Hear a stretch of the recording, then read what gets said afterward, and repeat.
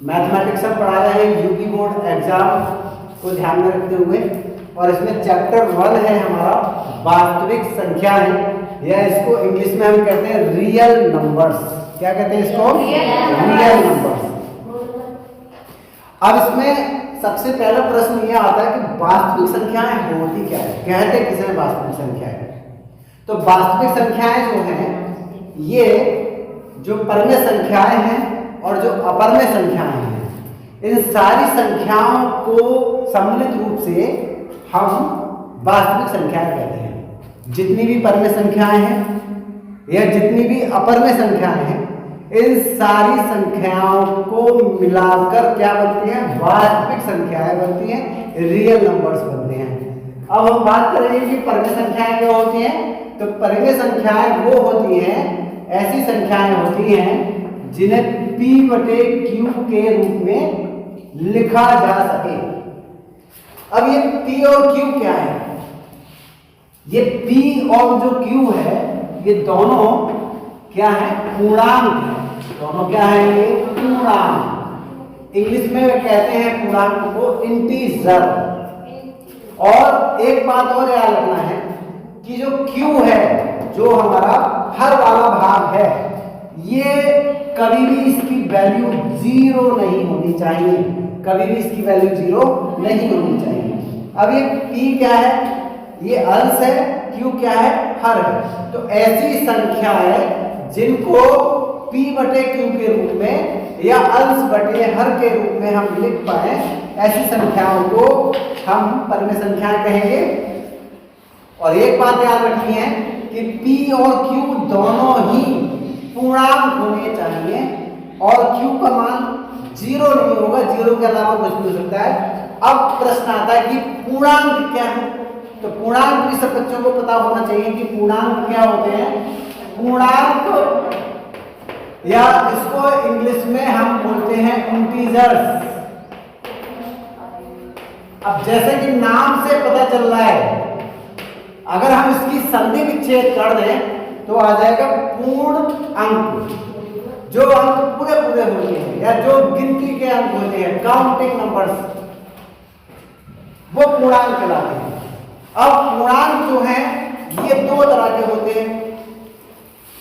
एक तो होते हैं धन पूर्णांक और एक होते हैं ऋण पूर्णांक। तो यहां पर धन पूर्णांक कौन से हैं, ध्यान देंगे।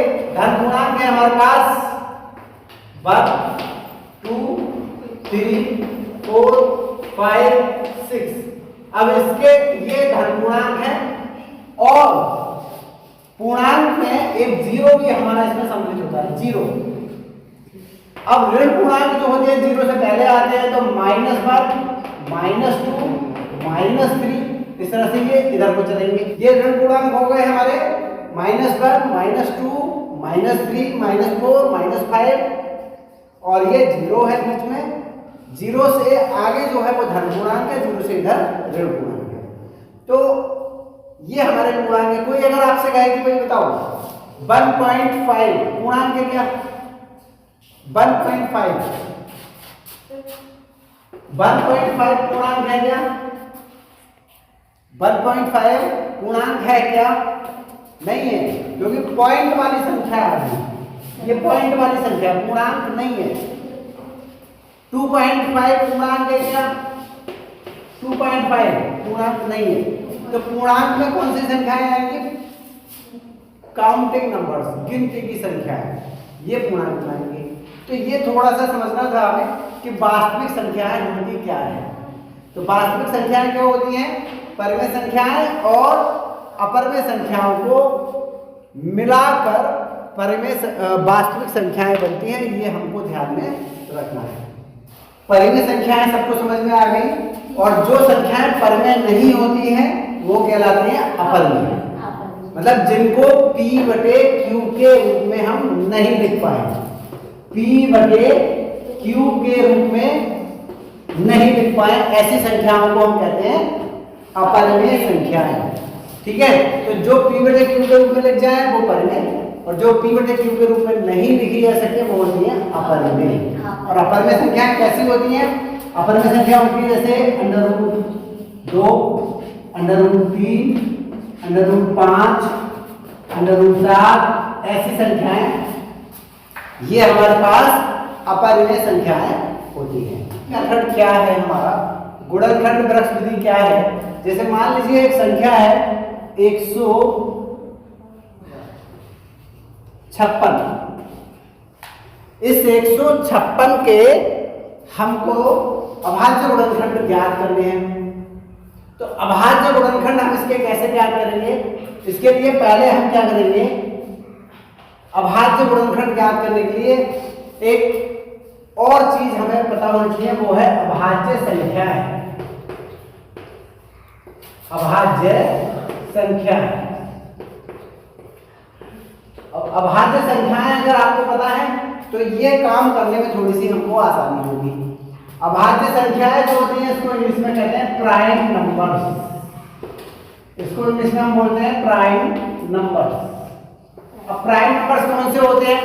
प्राइम नंबर्स वो होते हैं जो केवल अपने आप से कटे। प्राइम नंबर्स वो होते हैं जो केवल अपने आप से कटे और किसी संख्या से ना कटे। जैसे मान लीजिए 2, तो 2 को केवल 2 से ही काट सकते हो या 1 से काट सकते हो। तो ऐसी संख्याएं जो खुद से कटे, स्वयं से कटे या 1 से कटे, ऐसी संख्याओं को क्या बोलेंगे? हम अभाज्य संख्याएं बोलेंगे या प्राइम नंबर्स बोलेंगे। तो 2 को केवल 2 से काट सकते हो या फिर 1 से काट सकते हो। ऐसे 3 को 3 के अलावा किसी और से काट नहीं सकते। अच्छा, इसके बाद में 4 आता है। क्या 4 को किसी और नंबर से काट सकते हैं? 2 से। तो 4 कैसा है? अभाज्य संख्या नहीं है। 4 अभाज्य संख्या नहीं, क्योंकि 4 के पहाड़े में तो आ ही रहा है, वो 2 के पहाड़े में भी आ रहा है। किसके पहाड़े में आ रहा है?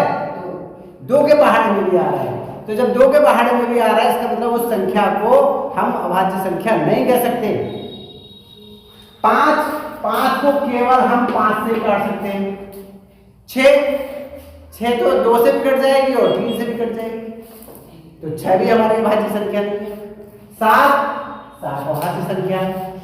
8 को 2 से भी काट लेंगे, 4 से भी काट लेंगे, 8 से भी काट लेंगे, तो 8 भी अभाज्य संख्या नहीं है। 9 से भी कट रही है और 3 से भी कट रही है, तो वो भी अभाज्य संख्या नहीं है। 10 2 से भी कट रही है, 5 से भी कट रही है और 10 से भी कट रही है, तो वो भी हमारी अभाज्य संख्या नहीं है। 11 को हम किसी से नहीं काट सकते। 11 से ही काटेंगे बस, केवल किसी भी पहाड़ में नहीं आता है। 12 2 के पहाड़ में भी आता है, 3 के पहाड़ में भी आता है, 4 के पहाड़ में भी आता है और 6 के पहाड़ में भी आता है। तो 12 भी अभाज्य संख्या नहीं है। ऐसे 12 के बाद 13 अभाज्य संख्या है। ऐसे ही हम अभाज्य संख्याओं का पता लगा सकते हैं कि कौन कौन सी संख्याएं अभाज्य हैं और कौन सी संख्या अभाज्य नहीं है। 13 के बाद 17 अभाज्य होती है, 19 अभाज्य होती है, 23 अभाज्य होती है और 29 अभाज्य होती है, 31 अभाज्य होती है। ऐसी बहुत सारी संख्याओं का आप पता लगा सकते हो कौन कौन सी संख्याएं अभाज्य होती हैं। अभाज्य संख्याएं केवल स्वयं से कटेंगी या फिर 1 से कटेंगी। 2 ही संख्याएं हैं जो उनको काट सकती हैं, बाकी और कोई संख्या उनको नहीं काट सकती। तो अभाज्य गुणनखंड में हमें करना क्या है? इन्हीं संख्याओं का प्रयोग करना है। अब अभाज्य गुणनखंड में सबसे पहले 156 को हम काटेंगे किससे? 2 से। किससे काटेंगे? 2 से काटेंगे। तो 2 से काटेंगे तो यहाँ पे क्या आएगा? 2 7 14 बचा 1, 2 28 16। अब 78 को काटोगे, किससे काटोगे? 78 को भी 2 से काटो। तो 2 दिया 6 और 2 ने। अब 39 को काटो, किससे काटोगे? 3 से। 3 एकम 3 3 और 13। अब 13 को काटो, किससे काटोगे? तो 13 से कटेगी। 13 से। तो इसके अभाज्य गुणनखंड क्या आ गए? 2 गुणा 2 गुणा 3 गुणा 13। ये 156 के अभाज्य गुणनखंड आ गए। 2 गुणा 2 गुणा 3 गुणा 13। 156 के प्राइम फैक्टराइजेशन है या अभाज्य गुणनखंड है। अगर ये निकालने हमको आ गए, ये तरीका कहलाता है, ये है गुणनखंड ब्रग्स विधि या फिर फैक्टर ट्री मेथड। एक तो ये तरीका हमको आना चाहिए निकालने का, और एक तरीका हमारा सिंपल वाला तरीका है, वो हम क्या करते हैं, जैसे 156 हमने लिया, हमने इसको 2 से काटा, 2 सत्ते 14, 2 अट्ठी 16, फिर हमने 2 से काटा, 2 3 6, 2 18, फिर हमने 3 से काटा, 3 3 3, 13 से काटा, 13 13, तो गुणनखंड यही आएंगे 156 के 2 गुणा 2 गुणा 3 गुणा 13। ये वाला तरीका है और एक ये वाला तरीका है। दोनों तरीके से गुणनखंड करने आने चाहिए। अभाज्य गुणनखंड जब हम निकाल लेंगे तो इसमें बहुत सारे क्वेश्चन जो एचसीएफ के हैं, एलसीएम के हैं, जिनको हम मासल आशा कहते हैं, तो मासल आशा के क्वेश्चन हमारे आसानी से हम ज्ञात कर पाएंगे। जो पहला प्रश्न है वह यूक्लिड विभाजन एल्गोरिथम से एचसीएफ ज्ञात करना है। इन संख्याओं का एचसीएफ निकालना है हमें, और संख्याएं हैं हमारे 135 का 225, 196 का 38,220 और 867 का 255। ये 3 संख्याओं के पेयर दे रखे हैं, इनके हमें एचसीएफ निकालने हैं।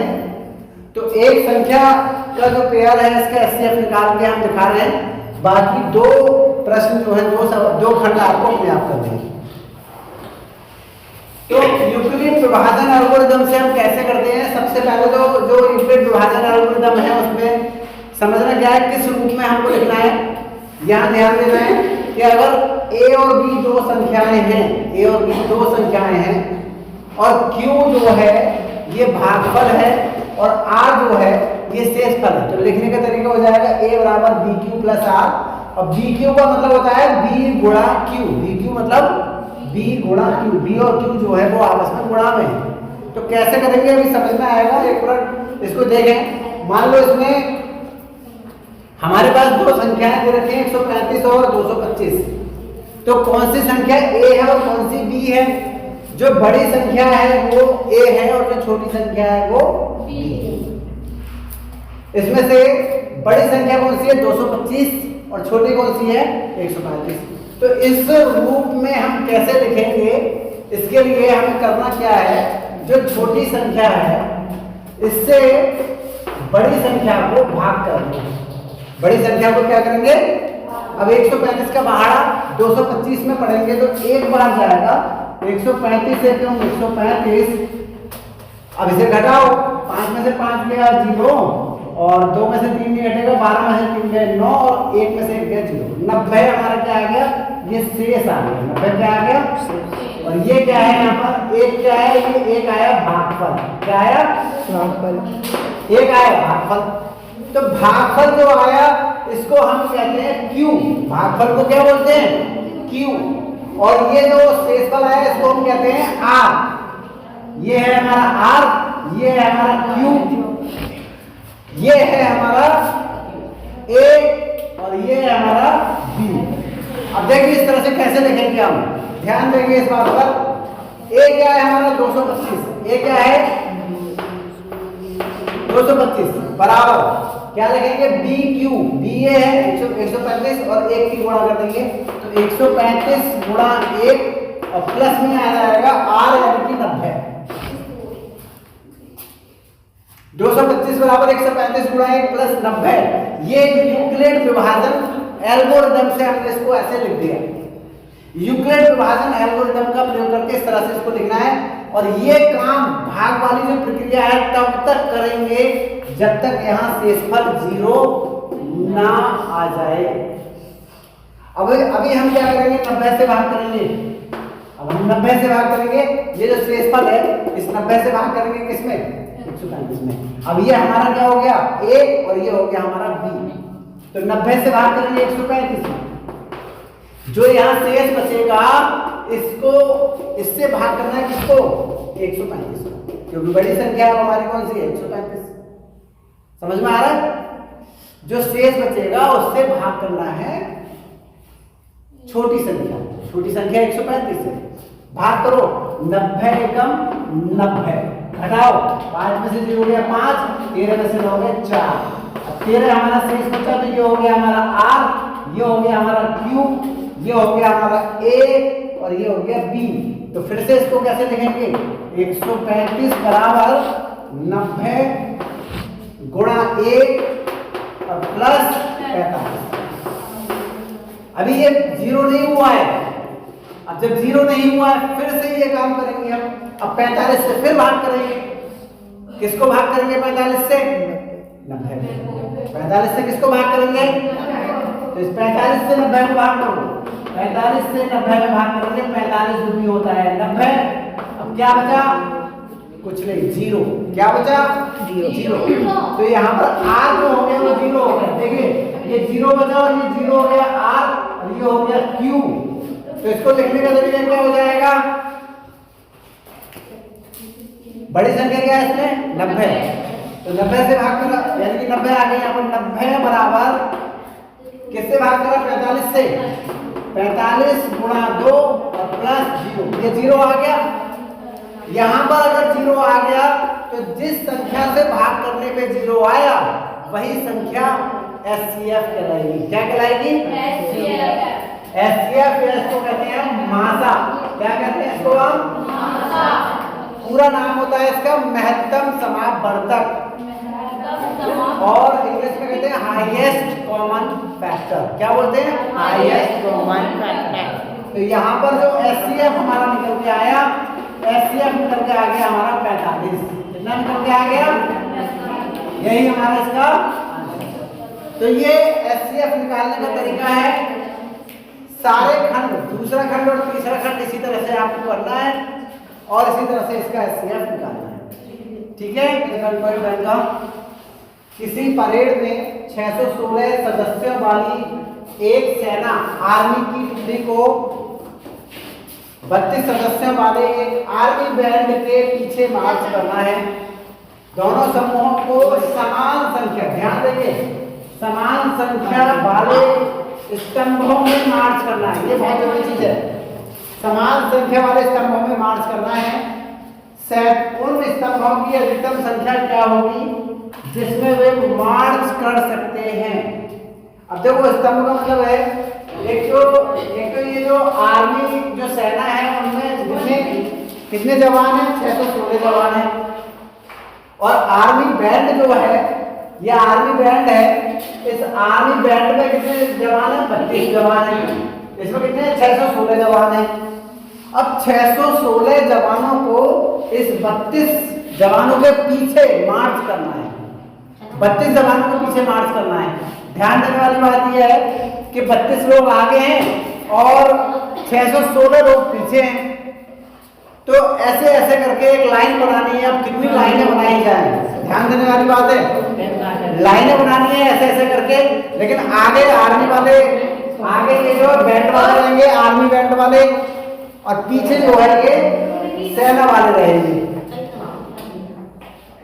अब कितने ऐसे लाइन बनाई जाए? लाइन जो बनाएंगे हम, कितनी लाइनें बनाएं? बात ये हो रही है कितनी लाइनें बनाएं। अब समान संख्या वाले स्तंभों में मार्च करना है। समान संख्या वाले स्तंभों में मार्च करना है। तो स्तंभों की अधिकतम संख्या पूछी गई है। स्तंभों की क्या पूछी गई है? अधिकतम संख्या। तो जब भी ऐसा क्वेश्चन पूछा जाए तो ऐसे क्वेश्चंस में हमेशा क्या निकालना होता है? SCF निकालना होता है। क्या निकालना होता है? SCF निकालना होता है। और SCF निकाल के इसका आंसर हमको आसानी से मिल जाएगा। अब SCF निकालने का तरीका हमने बताया था। कैसे निकालते हैं SCF? हमेशा छोटी संख्या से बड़ी संख्या को भाग करो, और तब तक भाग करते हैं हम प्रक्रिया, जब तक हम दोहराते हैं जब तक कि शेषफल 0 ना आ जाए। जैसे भी पीछे वाला सवाल हमने कराया था। देखिए भाई 32 से भाग करो 616 को, तो 32 से कम 32 घटाइए, 11 से 2 गए 9, 5 10 3 उतार दिया 6। अब 32 का बाहर है 296 में कितनी बार जाएगा? 3 9 27, 9 बार जा सकता है क्या? पहाड़ गुणा कर लो, 9 बार जा सकता है क्या? 9 दूनी 18, 9 दूनी 27 हो गए 28। हाँ चला जाएगा, 9 बार चला जाएगा। तो 9 बार गया 288 और बचे कितने? 16 में से 8 गए 8 और 8 में से 8 गए 0। तो ये 8 शेष बचा है, 8 क्या बचा? अभी हम इस जो शेष बचा इससे भाग करेंगे किसमें? 32। 8 से भाग करेंगे हम 32 में, 8 चौक 32। क्या बचा? 0।